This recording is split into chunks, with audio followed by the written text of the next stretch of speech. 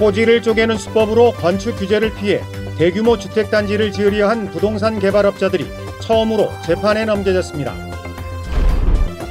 국내 굴지의 대기업들이 운영하는 골프장들이 중국인 불법 체류자들을 대거 고용했다. 검찰에 적발됐습니다. 피서철을 맞아 몰래카메라 범죄에 대한 불안감이 높아지면서 경찰이 첨단 장비를 투입해 몰카 단속에 나섰습니다. 폭염으로 수돗물 공급에 비상이 걸린 가운데 물을 아낄 수 있는 절수설비가 의무시설에도 설치되지 않아 물 부족 현상을 부추기고 있습니다. 여러분 안녕하십니까? 뉴스데스크 제주입니다. 부동산 개발 붐이 일면서 까다로운 건축 규제를 피하려고 토지를 잘게 쪼개 건축 허가를 받는 일이 잇따르고 있는데요. 이런 토지 쪼개기 수법으로 대규모 주택단지를 건설하려던 건설업자들이 처음으로 재판에 넘겨졌습니다. 김항섭 기자입니다. 서귀포시 강정동의 한 대규모 토지, 황량한 임야에 컨테이너 사무실만 덩그러니 남아 있습니다. 개발업자 61살 황모 씨는 이 일대 토지 43,000제곱미터를 5필지로 나눈 뒤 법인 5곳의 소유권을 이전했습니다.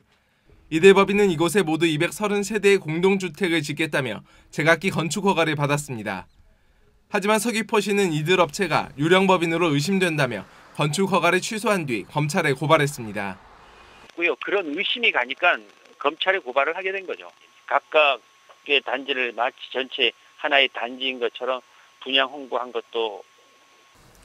검찰 조사 결과 황 씨는 건설업체를 만든다며 자본금을 넣었다 곧바로 빼는 수법으로 유령법인을 만든 것으로 드러났습니다. 토지를 10,000제곱미터 이하로 쪼개면 환경영향평가와 문화재 지표조사, 도시계획위원회 심의 절차 등을 피할 수 있는 점을 노린 겁니다. 이런 방식의 개발이 제주도에서 그동안 꽤 많이 있었다. 이렇게 땅을 쪼개서 소규모로 개발해서 이렇게 행정관청을 속이는 방식은 법적으로 그 책임을 지게 된다는 부분을. 검찰은 개발업자 황모 씨 등 7명과 법인 5곳을 위계에 의한 공무집행 방해 혐의 등으로 불구속 기소하고 비슷한 불법 개발 행위에 대해 엄정 대응하겠다고 밝혔습니다. MBC 뉴스 김항섭입니다. 무사증 입국 제도가 시행된 뒤 제주에는 돈을 벌기 위해 불법 체류하는 외국인들이 그야말로 눈덩이처럼 불어나고 있는데요. 식당이나 건설 현장뿐만 아니라 국내 굴지의 대기업들이 운영하는 골프장까지 불법 체류자들을 대거 고용했다. 덜미를 잡혔습니다. 이소연 기자가 취재했습니다. 국내 10대 재벌로 꼽히는 대기업이 운영하는 도내항 골프장입니다. 제주의 빼어난 자연에 스코틀랜드풍의 코스를 만들어 세계적으로는 명문 골프장으로 인정받는 곳입니다. 그런데 이 골프장은 직업 소개서와 계약을 맺고 코스 관리 인력을 공급받았습니다. 지난 4월부터 2달 동안 투입된 인부는 연인원 360명.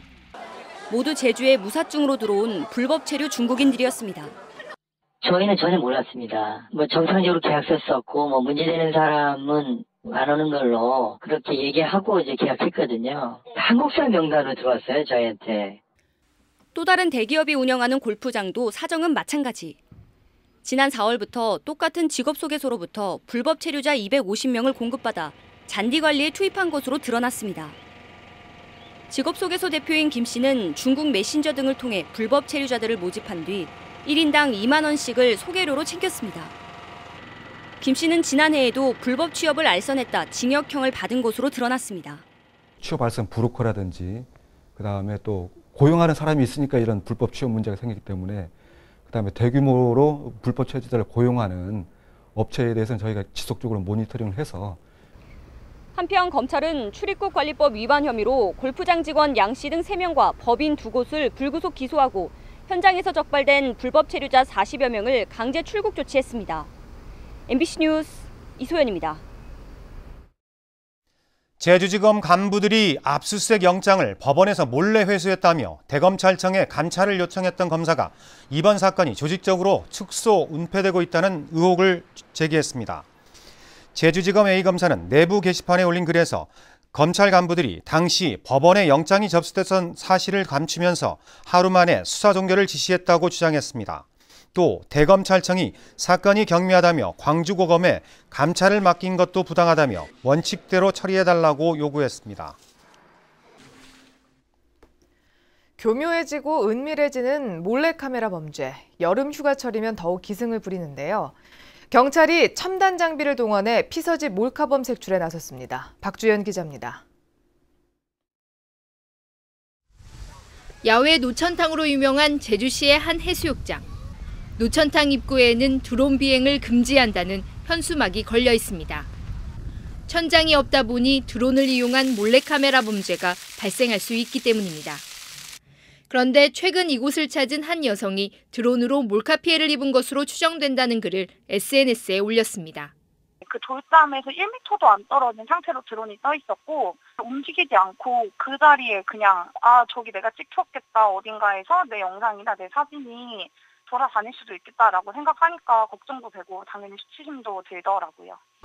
해수욕장 공중화장실과 샤워실, 탈의실도 몰래카메라 범죄가 발생하기 쉬운 곳들입니다. 경찰은 도내 모든 해수욕장에서 처음으로 전문 장비를 동원해 몰카를 적발하기 위한 점검에 나섰습니다. 이번 점검에 투입된 렌즈 탐지기인 경우 적외선을 쏴 카메라 렌즈에서 반사되는 빛을 찾아내는 방식인데 전원이 꺼진 카메라까지 찾을 수 있습니다.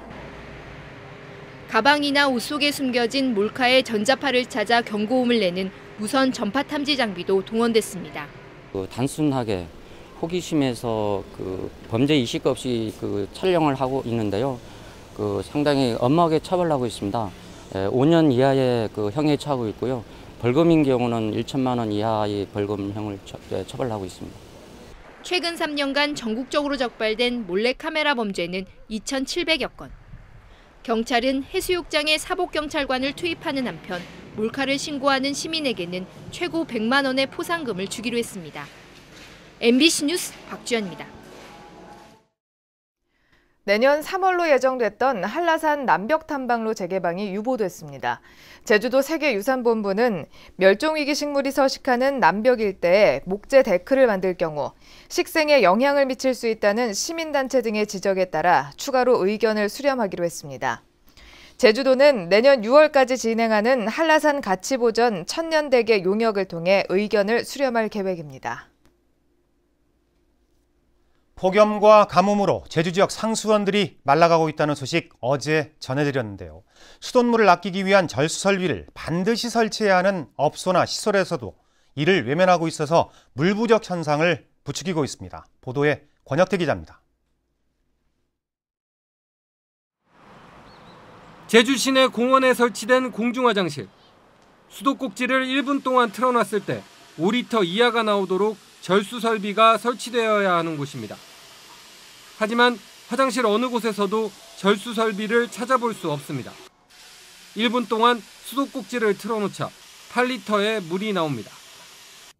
제주 참여환경연대의 조사 결과 제주도청은 1분당 11리터, 도의회가 9.5리터, 제주도 교육청이 6리터로 모두 기준치를 초과했습니다.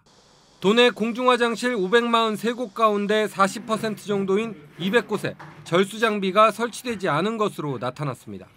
비용 대비 효과를 누릴 수 있고 더더구나 이거는 상수도와 하수도, 지하수 보전 요 세 가지의 동시에 효과를 줄 수 있다는 측면에서 곱하기 3이 된다는 거죠. 문제는 수도법상 의무 설치 대상인 숙박업소나 목욕업소, 체육시설도 설치 여부조차 파악할 수 없다는 겁니다.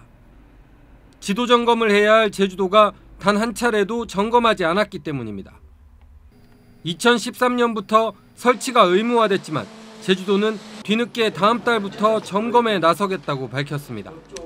건축 허가라든가 급수 신청 단계에서부터 절수 설비를 의무 설치할 수 있도록 그렇게 계도해 나갈 계획이고 앞으로도 지도 점검을 통해서 절수 설비가 많이 보급돼서 사용할 수 있도록. 반복되는 가뭄 속에 이제 공급 위주의 물 정책에서 벗어나 효율적인 소비와 수요 관리 중심의 정책 전환이 필요해 보입니다. MBC 뉴스 권혁태입니다. 폭염이 이어지면서 제주도 내 전력 사용량이 역대 최고치를 갈아치웠습니다. 제주도에 따르면 그제 오후 2시 최대 전력이 92만 1000kW로 역대 최고치를 기록했습니다. 현재 제주 지역 최대 전력 공급 가능량은 태양광과 풍력 등 신재생 에너지를 합쳐 106만 kW로 폭염이 지속될 경우 전력 공급에 차질이 우려되고 있습니다. 제주도가 고장난 채 방치된 어승생 제2저수지에 소수력 발전기를 5년 만에 재가동하기로 했습니다. 제주도는 지난 2013년 완공 직후 물이 새는 것으로 확인된 발전용 압력 관로를 교체해 내년 하반기부터 다시 가동하겠다고 밝혔습니다. 하지만 13억 원을 들여 설치한 발전기를 고치는 데 10억 원이 들어 예산 낭비 논란이 일고 있습니다.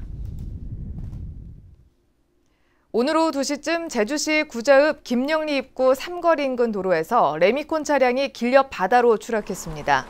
이 사고로 운전자인 62살 고모 씨가 다리 등을 크게 다쳐 병원에서 치료를 받고 있습니다. 경찰은 앞차가 갑자기 서는 바람에 핸들을 급하게 틀다 사고가 났다는 운전자의 말에 따라 정확한 사고 경위를 조사하고 있습니다. 제주해양경찰서는 여객선에 싣는 화물 차량의 무게를 속인 혐의로 물류업체 대표 45살 A씨를 구속했습니다. A씨는 지난 2014년 7월부터 2년 10개월 동안 화물 차량의 무게를 측정한 계량 증명서를 1,800여 차례 위조하고 이를 화물 차량 기사들에게 준 뒤 선사에 제출하도록 한 혐의를 받고 있습니다. 제주지방법원 제갈창 판사는 어머니를 살해하려 한 혐의로 재판에 넘겨진 중국인 28살 리모 씨에게 징역 4년을 선고했습니다. 리 씨는 지난해 12월 제주 시내 호텔에서 함께 여행을 온 어머니와 말다툼을 하다 흉기로 여러 차례 찌른 혐의로 기소됐습니다. 재판부는 리 씨가 죄질이 나쁜데도 자신이 정신병에 걸렸다며 집으로 보내달라는 주장만 반복하고 있어 엄한 처벌이 필요하다고 밝혔습니다. 제주도의회에서 지역구 의원을 늘리고 비례대표를 줄이기로 한 것은 사회적 흐름에 역행한 것이라는 주장이 제기됐습니다. 이선미 참여연대 의정감시팀장은 오늘 제주도의회에서 열린 토론회에서 최근 도의원 선거 결과를 보면 정당 득표와 의석수가 의치하지 않고 있다며 비례대표를 축소할 게 아니라 연동형 비례제나 전면 비례대표제를 도입해 비례성과 대표성을 확보해야 한다고 밝혔습니다. 제주항공이 제주 출발 국제선 운항을 포기한 것으로 드러났습니다. 제주도는 지난 2월 국제선 지원 대상 항공 사업자로 선정됐던 제주공항이 지난 10일 수익성과 제주공항의 슬롯 부족을 이유로 사업자 지위를 반납했다고 밝혔습니다. 국제선 지원 대상으로 선정되면 편당 200만 원의 보조금을 받을 수 있는데 제주항공과 함께 선정된 티웨이 항공은 일본 노선에 취항했습니다. 제주공항 국제선 출국장 면세점의 새로운 사업자가 다음 달에 선정될 것으로 보입니다.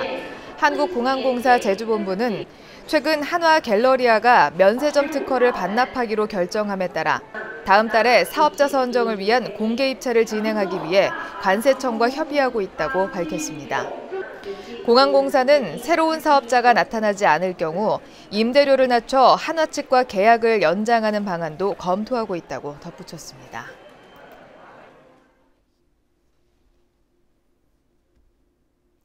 뉴스데스크 제주를 마칩니다. 시청해주신 여러분 고맙습니다.